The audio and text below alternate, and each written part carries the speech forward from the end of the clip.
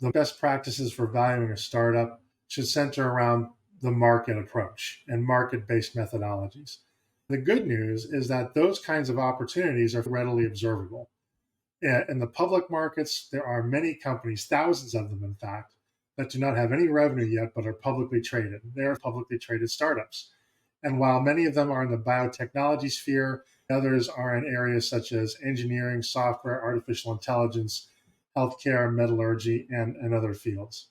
Another way to analyze the value of a startup is to observe funding activity. Using information databases, we can observe the pre-money valuations that have been determined by investments that have actually been made in companies that are similar in profiles to our subject company. We can learn from market information what the going rate is for similar high risk, high potential reward opportunities. This is the kind of information that investors actually rely on. It's my job, to the best of my ability, to replicate what the market actually does. It's also super informative to the client. The client loves it when they find out who among their potential competitors is receiving financing and what their valuations were.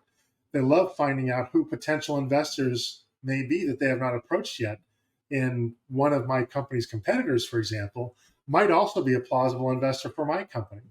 Clients love valuations that are driven off of this kind of information because it provides a ton of strategic intelligence. A valuation can empower a founder or a capital seeker to negotiate their potential investment from a position of informed strength.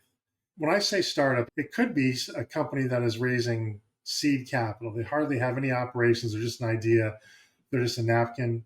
That could be a startup. You could also have a startup with a fairly long operating history and having raised money before, but they haven't been able to break through that barrier of cash flow self-sufficiency.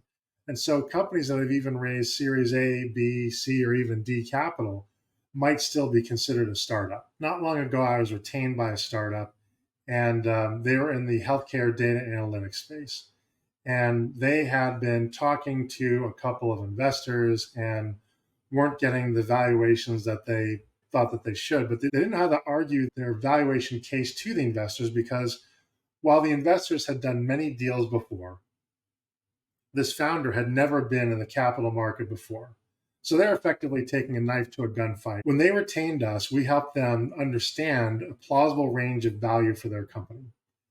And they're able to return to those investors and not show our valuation, because the investors don't care what my valuation is, right? What it did do is it empowered my client to make a strong case as to why the valuation should be higher than what they were being offered, with the knowledge that if they walked away, they could likely find somebody else in the marketplace that would be willing to pay that valuation.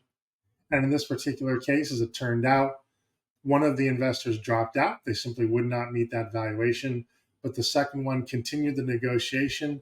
And then my client also used that valuation to talk to new investors and wound up putting a round together of the existing investor prospect as well as new prospects.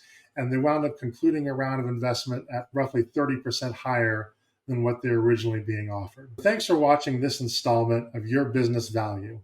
And if you received value from this video, please like and subscribe, and let me know in the comments what topics you would like me to cover next.